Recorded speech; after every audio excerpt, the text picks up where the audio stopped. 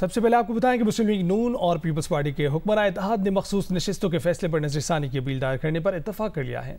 Peoples party ने मखसूस नशिस्तों पर सुप्रीम कोर्ट में नजरसानी की अपील की हिमायत कर दी है। ज़राए के मुताबिक वाले सदर में नून लीग और पीपल्स पार्टी के दरमियान 1.5 घंटे की मुलाकात हुई। पीपल्स पार्टी ने PTI पर पाबंदी, बानी PTI, साबिक सदर आरिफ अलवी और साबिक डिप्टी स्पीकर कासिम सूरी पर आर्टिकल 6 लगाने के मामले पर पार्टी मुशावरत और मरकजी मजलिस आमला की तौसीक का वक्त मांग लिया। पार्टी मुशावरत के बाद PTI पर पाबंदी और आर्टिकल 6 लगाने के हुकूमती फैसले पर पार्लियामेंट और काबीना में ज़ेर गौर लाने की भी शर्त लगा दी। इजलास में मुताबिक PTI से मुतल्लिक तमाम फैसले इत्तफाक राय से करने पर भी इत्तफाक किया गया है।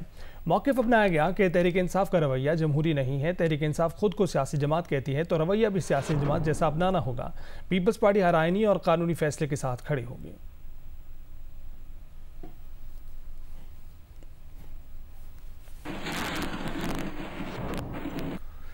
और जुडिशल कमीशन ने जस्टिस रिटायर्ड तारिक मसूद और जस्टिस रिटायर्ड मजहर आलम को एड हॉक जज मुकर्रर करने की तौसीक दे दी है। ज़राए के मुताबिक जुडिशल कमीशन ने दोनों शख्सियात को 1 साल के लिए एड हॉक जज मुकर्रर करने की मंजूरी दी है। जस्टिस मुनीब अख्तर की जानिब से दोनों एड हॉक जजों के नामों की मुखालफत की गई। जस्टिस मंसूर और जस्टिस याहिया अफरीदी ने जस्टिस रिटायर्ड मजहर आलम के नाम की ये कहकर मुखालफत की कि वो पहले ही एड हॉक जज बनने से माज़रत कर चुके हैं। जस्टिस रिटायर्ड तारिक मसूद के नाम पर जस्टिस मुनीब अख्तर के सिवा कमीशन के तमाम अरकान ने इत्तफाक किया।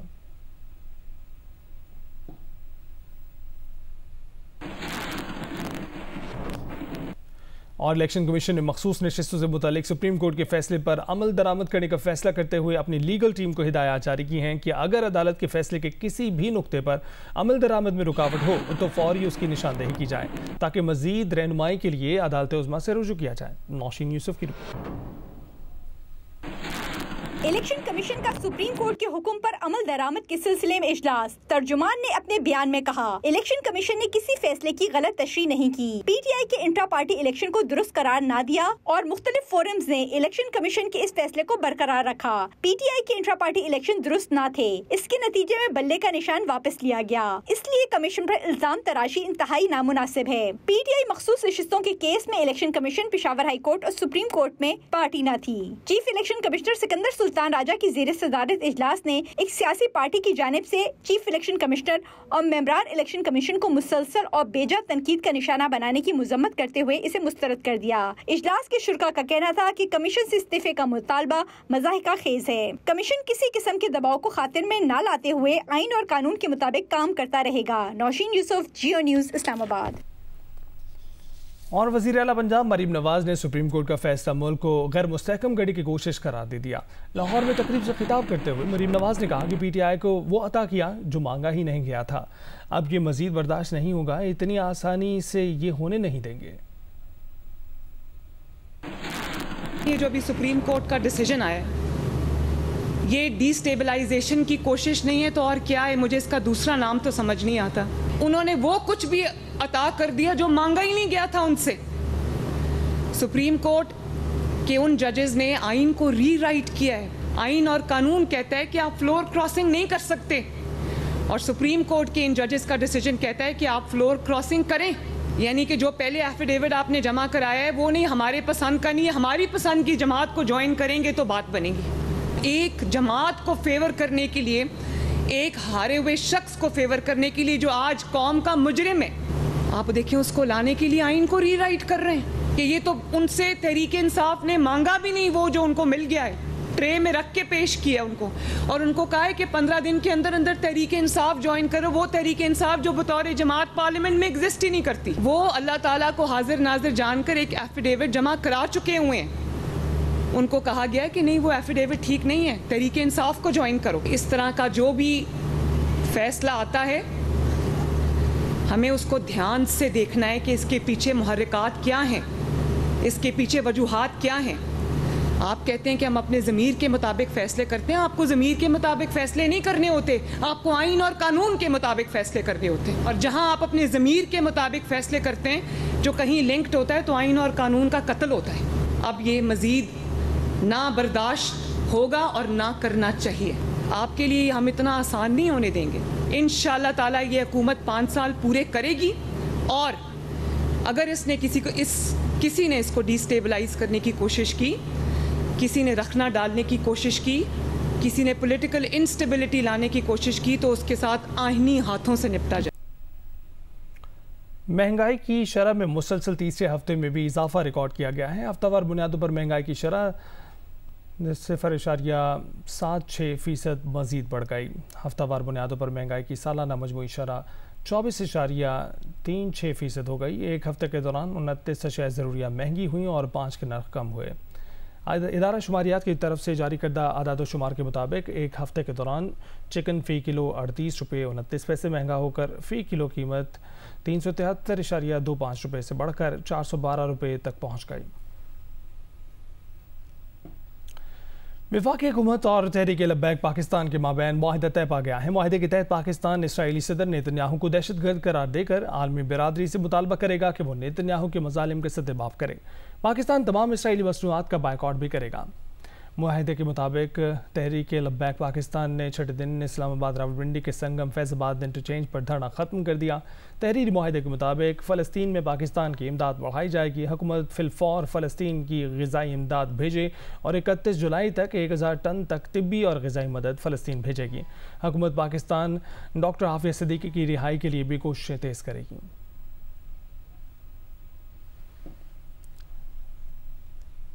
और वफाकी वज़ीर तवानाई अवैस लगारी ने IPPs की जानिब से टेक और पे की इस्तिलाह को तस्लीम कर लिया। जियो पाकिस्तान में बात करते हुए उन्होंने कहा कि बिजली की पैदावारी कीमत 8 से 10 रुपये फ़ी यूनिट है। तरसीली निज़ाम पर खर्च फ़ी यूनिट 1.5 से 2 रुपये और डिस्कोस का खर्च फ़ी यूनिट 5 रुपये है। सबसे बड़ा खर्चा 18 रुपये फ़ी यूनिट कैपेसिटी चार्जेस का है। मुआहदे ये हैं कि अगर इन प्लांट्स को चलाएंगे तो वो आपको तेल का खर्चा लगाकर आपसे पैसे लेंगे। अगर प्लांट्स को नहीं चलाएंगे तो भी वो इन प्लांट्स की मद में अपना सरमाया लगाने और मुनाफे के पैसे आपसे लेंगे।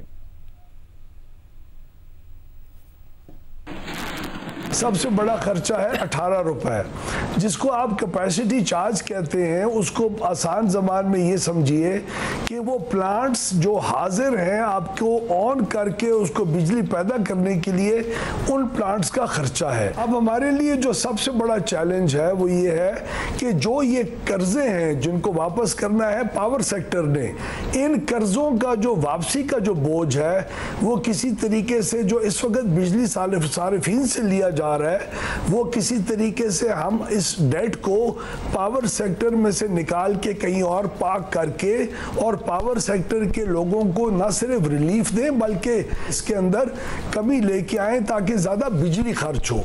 हम लोग किसी ओवर एक्साइटमेंट के अंदर रिकॉर्ड डेट के अंदर पाकिस्तान को जो $900 मिलियन का जुर्माना अदा करके एक नुकसान उठाना पड़ा, आपकी इंटरनेशनल कमिटमेंट्स हैं, आपकी डेट फाइनेंस की कमिटमेंट्स हैं। आप उससे हाँ आज ये तो कह सकते हैं कि मैं नहीं देता, जाओ पैसे, जाओ जो मर्जी करना है कर लो। क्रिएट किया जा रहा है इंप्रेशन कि आप इनको छोड़ दें, get rid of them. Yes, we will get rid of them, but we have to do it in a responsible manner.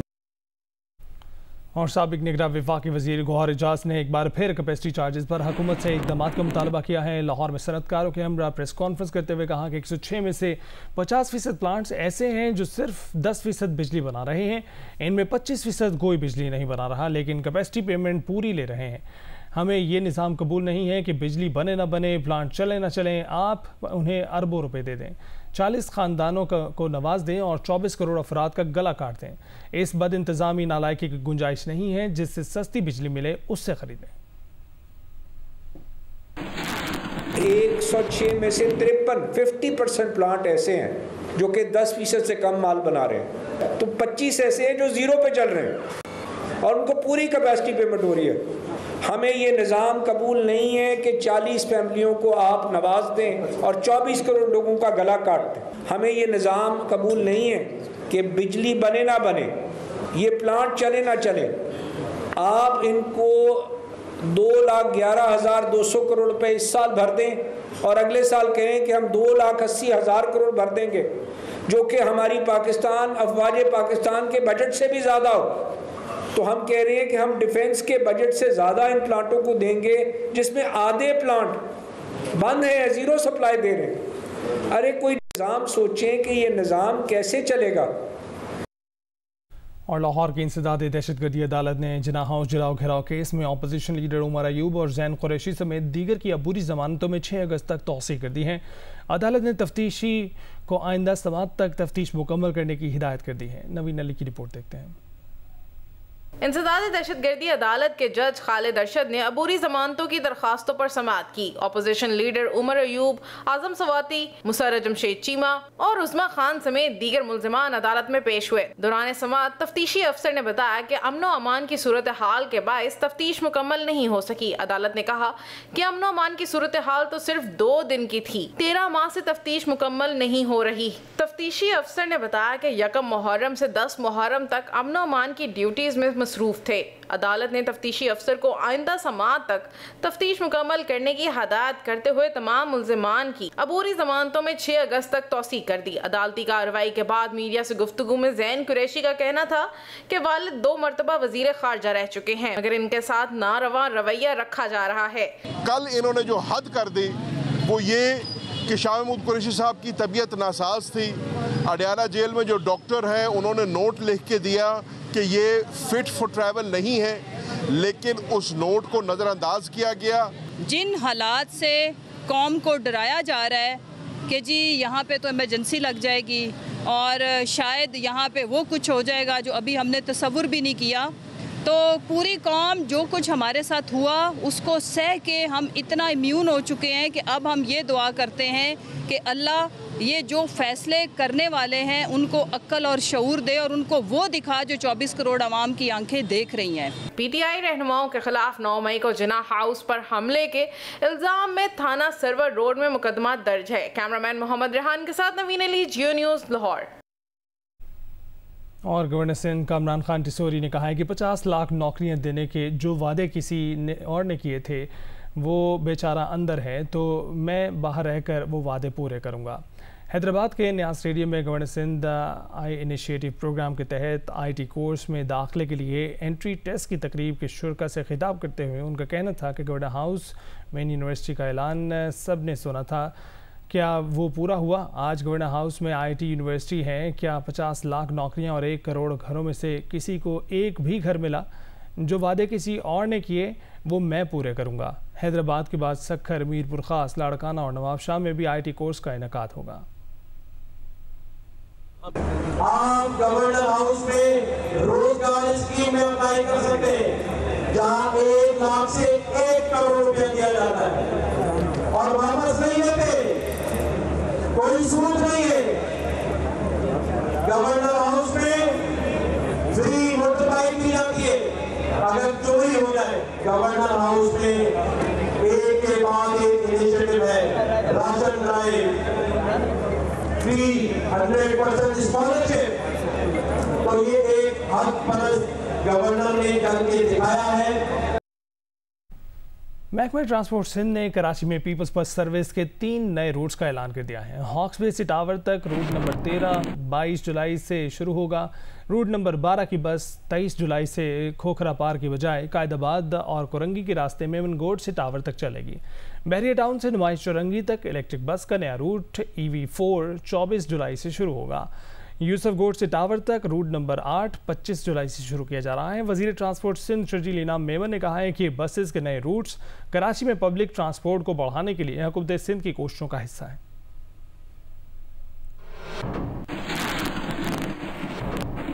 और कराची के इलाके क्लिफ्टन में 7 साल की बच्ची प्रिया कुमारी की बाजियाबी के लिए 3 तलवार पर एहतजाजी मुजाहरा किया गया। पुलिस और मुजाहिरीन के दरमियान तलकलामी हुई। सड़क बंद होने से ट्रैफिक जाम हो गया। पुलिस हुक्काम की जानिब से मुज़ाकरात के बाद सड़क को ट्रैफिक के लिए खोल दिया गया। फुटपाथ पर एहतजाज जारी है।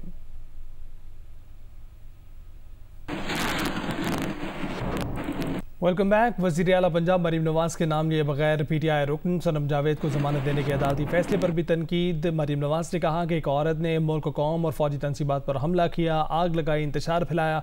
अदालतें ऐसे अफराद को जमानतें दे रही हैं, उन्हें मजलूम और बेगुनाह बनाकर पेश किया जा रहा है। अगर वो 1 साल जेल में रही तो आप अपने करतूतों की वजह से ही रही।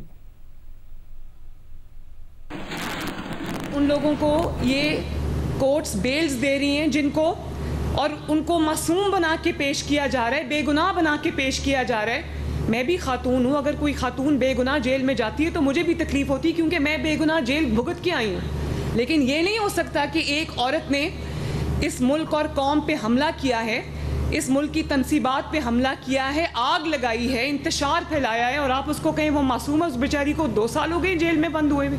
भाई क्यों जेल में बंद हुए हुए साल हुआ? अपनी हरकतों की वजह से हुआ है। आपने जो जुर्म किए हुए हैं वो पूरी कौम ने टीवी पे देखा है। ख़वातीन को आम इंतख़ाबात में जनरल नशिस्तों के 5% टिकट्स न देने के मामले पर इलेक्शन कमीशन ने अख्तर मेंगल, साद रिजवी, असफंदियार वली और हाफिज नईम समेत 12 सियासी जमातों को नोटिस जारी कर दिए हैं। केस की समाअत 25 जुलाई को होगी। इलेक्शन कमीशन में इलेक्शन एक्ट सेक्शन 2006 पर अमल दरामद के हवाले से केस 25 जुलाई को समाअत के लिए मुकर्रर कर दिया। इलेक्शन कमीशन ने बलूचिस्तान नेशनल पार्टी के अख्तर मेंगल, तहरीक लब्बैक के साथ रिजवी, ANP के असफंदियार वली को नोटिस जारी कर दिए। जमात इस्लामी के हाफिज नईमुल रहमान, पाकिस्तान अवामी तहरीक के खुरम नवाज गंडापुर को भी नोटिस जारी किए गए हैं।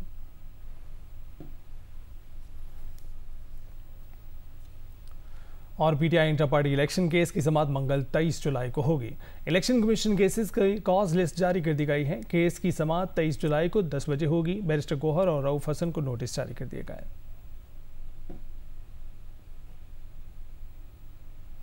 और Pakistan federal union of journalist की FEC कमेटी का इजलास कुजामाला में जारी है। 3 रोज़ा इजलास के पहले रोज़ मुस्लिम लीग नून के रहनुमा खुरम दस्तगीर और PTI के रहनुमा उमर अयूब ने खिताब किया। PTI के सेक्रेटरी जनरल उमर अयूब ने अपने खिताब में कहा कि कौमी असम्बली में भी मेरी आवाज़ बंद की जाती है, आज यहाँ भी मुझे रोकने की कोशिश की गई। गुजरांवाला पुलिस के खिलाफ प्रिविलेज मोशन लेकर आऊँगा। उमर अयूब ने कहा सहाफ़ियों की ट्रोलिंग कोई भी जमात करे गलत है। मैंने अपनी बात आपके सामने पेश की, आपने अपनी बात पेश की। बैलेंस होगा, तवाज़ुन होगा। कई बातों में मैं आपकी बात मानूंगा, कई बातें आप मेरी मानेंगे। इसी तरह एक चीज आगे जाएगी, इसी तरह मुल्क आगे जाएगा। पर ट्रोलिंग से किसी पे तोहमत लगाना, उससे ख़वातीन हज़रात बिल्कुल नहीं होना चाहिए। PFUJ इजलास में खिताब करते हुए साबिक वफाकी वजीर खुरम दस्तगीर ने कहा कि बदकिस्मती से हम एक ऐसे पुल सरात पर खड़े हैं जहां एक तरफ फौजी आमरीयत और दूसरी तरफ इमरानी फस्तायत है। कल डोनाल्ड ट्रंप ने, रिपब्लिकन पार्टी ने उसको अपना सदर, उसकी अखलाकियात, उसकी लीडरशिप, उसकी यानी कोई भी हम कहते हैं जी शऊर आदमी उसको वोट नहीं दे सकता, लेकिन करोड़ों अमरीकियों ने उसको 2016 में भी, 20 में भी और गालिबन अब 24 में भी वोट देने जा रहे हैं। इससे पहले इजलास में PTI रहनुमा और अपोजिशन लीडर उमर अयूब की आमद की इतला पर मकामी होटल के बाहर पुलिस पहुंच गई थी। पुलिस ने होटल को घेरे में लेकर होटल मैनेजर को गिरफ्तार कर लिया था।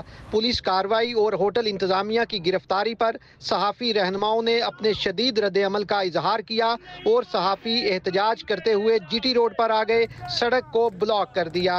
PFUJ के सदर अफजल भट्ट और सेक्रेटरी जनरल अरशद अंसारी का कहना था कि पुलिस इकदाम के खिलाफ एहतजाज का दायरा पूरे मुल्क तक फैलाया जाएगा। वो हमारे मेहमान हैं, अगर वो यहाँ तक पहुँचेंगे तो पूरी PFUJ की पूरी क़यादत, पूरी FEC उनको यहाँ से नीचे से रिसीव करेगी। 300-400 पुलिस की नफरी ने आके इसको घेरे में ले लिया और ये कहा गया कि आप ये रिफ्यूज करें उमर अयूब से कि वो यहाँ ना आए। हमने कहा कि हमारी तो ये रवायत ही नहीं है। पुलिस की जानिब से इजलास ना रोकने की यकीन दहानी और कामयाब मुज़ाकरात के बाद सहाफ़ियों ने अपना एहतजाज खत्म कर दिया। कैमरामैन सज्जाद अली के साथ राना अंसर, जियो न्यूज़, गुजरांवाला। आलमी अदालत इंसाफ ने फ़लस्तीनियों के इलाकों पर जारी इसराइली कब्जे को गैर कानूनी करार दे दिया है। अदालत ने अलहदा और ख़ुद मुख्तार रियासत के क़याम को फ़लस्तीनियों का असूली हक़ करार दे दिया। दी हेग में समाअत में आलमी अदालत इंसाफ ने कहा है कि 1958 के बैनुल-अक़वामी मुआहदे के तहत इसराइल पाबंद है कि मकबूजा फ़लस्तीनी इलाकों में शहरियों को तहफ़्फ़ुज़ समेत उन्हें पानी और ग़िज़ाई इमदाद पहुँचाने का बंदोबस्त करे। अदालत ने कहा कि यहूदी आबादकारों की जानिब से फ़लस्तीनियों की जायदादों पर जारी कब्जे से इसराइल ने बैनुल-अक़वामी क़वानीन की खिलाफ वर्जी की है। साथ ही इसराइल ने मकबूजा फ़लस्तीनी इलाकों के शहरियों को ज़बरदस्ती बेदखल करके संगीन जुर्म का इर्तिकाब किया है। इसराइल ने फ़लस्तीनियों के इलाकों पर जबरी कब्जा करके अपनी इजारतदारी कायम करना जिनीवा मुआहदे के आर्टिकल 53 और 64 की खुली खिलाफ वर्जी है। ठोस शवाहिद के मुताबिक इसराइली मगरबी किनारे पर ज़बरदस्ती अपना तसल्लुत कायम करने के मंसूबे पर अमल पैरा और उसने मकबूजा मशरक़ी बैतुल मक़दस में भी गासिबाना अंदाज अपनाया हुआ है।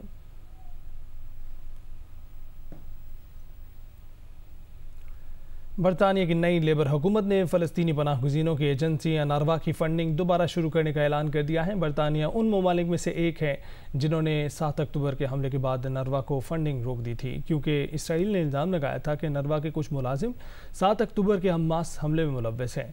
बरतानवी वज़ीर ख़ारजा ने पार्लियामेंट को बताया कि इस बात को यकीनी बनाऊंगा कि फ़ंडिंग का अमल गैर जानिबदाराना हो और ऐवान को तस्दीक करता हूँ कि हम अनरवा के फ़ंडिंग की मअतली को ख़त्म कर रहे हैं। बरतानिया अनरवा को 21 मिलियन पाउंड के फंड्स फराहम करेगा।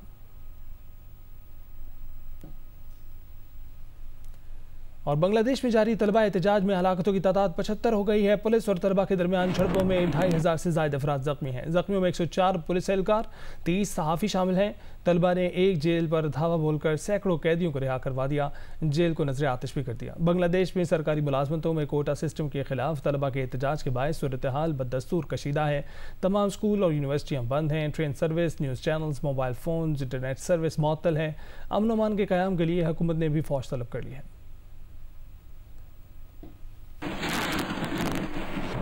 और बरतानिया की शहर लीड्स में हंगामाराई में मुलव्वस मुतअद्दिद अफराद को गिरफ्तार कर लिया गया है। मकामी अफराद के मुताबिक खानदान के बच्चों को सोशल केयर में ले जाने के बाद हंगामाराई शुरू हुई। एरी हिल्स में जमा अफराद ने डबल डेकर बस को आग लगा दी। पुलिस पर अशिया फेंकी गई और पुलिस कार को उलट दिया गया। बरतानवी वज़ीर आज़म सर कीर स्टार्मर ने हंगामाराई की मज़म्मत की है। होम सेक्रेटरी ने कहा है कि हंगामा करने वालों से कानून पूरी कुव्वत से निपटेगा।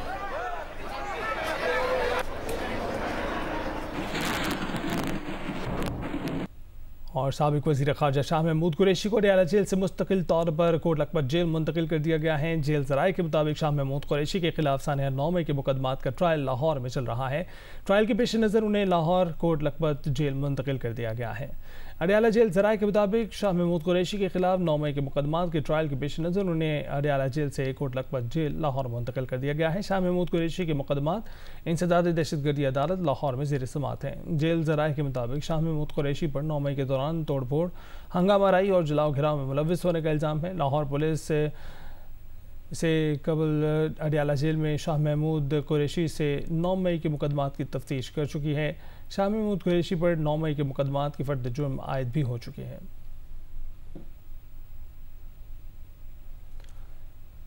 और कलदम टीडीपी के सरबराह नूर वली महसूद की खुफिया कॉल रिकॉर्डिंग सामने आ गई। खुफिया कॉल में टीडीपी के सरबराह नूर वली महसूद पाकिस्तान में दहशतगर्दाना कार्रवाइयों के लिए अपने खारजी दहशतगर्द को हिदायत दे रहा है। टीडीपी का सरबराह दूसरे दहशतगर्द कमांडर से कहता सुनाई दे रहा है कि सरकारी स्कूल या अस्पताल को धमाके से उड़ाया जाए या फिर पुलिस और फौजियों के घरों को मसमार किया जाए ताकि नुकसान ज़्यादा से ज़्यादा हो। बस ख्याल रहे, जिम्मेदारी मुझ पर ना आए। खालिदम टीडीपी के सरबराह नूर वली महसूद टीडीपी के लोकल कमांडर साकिब गंडापुर और अहमद हुसैन उर्फ गट हाजी से पाकिस्तान में दहशतगर्दाना हमले की मनसूबाबंदी करता सुनाई देता है। टीडीपी सरबराह खारजी नूर वली महसूद कहता है कि अमन व अमान की सूरत हाल बिगाड़ने के 2 तरीके हैं। पहला ये कि सरकारी स्कूल और अस्पताल को धमाके से उड़ाया जाए। जिम्मेदारी कबूल करते हुए कहा जाए कि अगर सिक्योरिटी फोर्सेज हमारे घर मसमार कर रही हैं तो हम भी स्कूल, अस्पताल और सरकारी अमलाक को मसमार करेंगे। फिर 1-2 स्कूल या अस्पतालों को धमाके से उड़ा दो, लेकिन जिम्मेदारी कबूल ना करो। दूसरा तरीका ये है कि पुलिस और फौजियों के घरों को मसमार किया जाए। इन दोनों तरीकों में से जो अच्छा लगे उस पर अमल कर लो ताकि ज़्यादा फ़ायदा हो।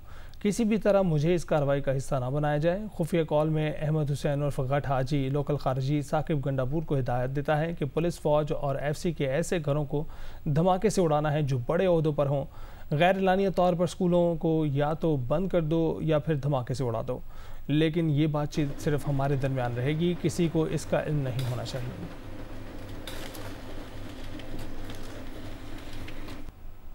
और खेलों की खबरों में आपको बताएं कि पाकिस्तान शाहीन्स ने बांग्लादेश ए के खिलाफ 4 रोज़ा मैच में शानदार आगाज़ किया है। पहले ही दिन शाहीन्स ने 2 विकेट पर 375 रन बना लिए।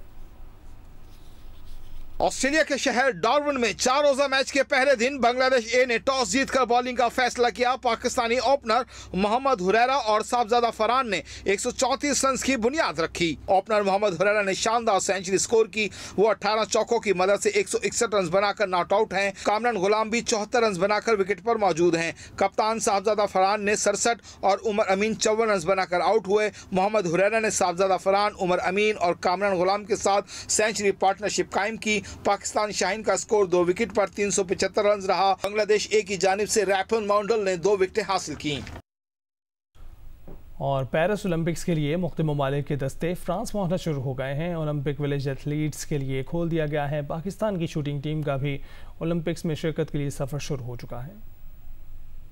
पेरिस ओलंपिक्स के आगाज में रह गया सिर्फ एक हफ्ता। 26 जुलाई से शुरू होगा खेलों का सबसे बड़ा मेला, जिसमें शिरकत के लिए मुख्तलिफ ममालिक के दस्ते पेरिस पहुंचना शुरू हो गए। एथलीट्स के लिए बनाया गया ओलंपिक्स विलेज भी खोल दिया गया। ऑस्ट्रेलिया, जनूबी अफ्रीका, जापान, यूरुग्वे और अमेरिका के एथलीट्स सबसे पहले ओलंपिक्स विलेज पहुंचे। विलेज पूरे ओलंपिक्स और पैरा ओलंपिक्स में 20,000 से ज्यादा एथलीट्स और मंदुबीन की मेजबानी करेगा, जहां एथलीट्स के लिए लाउंजेस, क्लब, कपड़े धोने की सहूलियात, डाइनिंग हॉल, पोस्ट ऑफिस और हेयर सैलून की सहूलत है। दूसरी जानिब ओलंपिक्स में शिरकत के लिए पाकिस्तान की शूटिंग टीम का भी सफर शुरू हो गया। शूटर गुलफान जोसेफ, गुलाम मुस्तफ़ा और कशमाला तलत फ्रांस के लिए रवाना हो गए।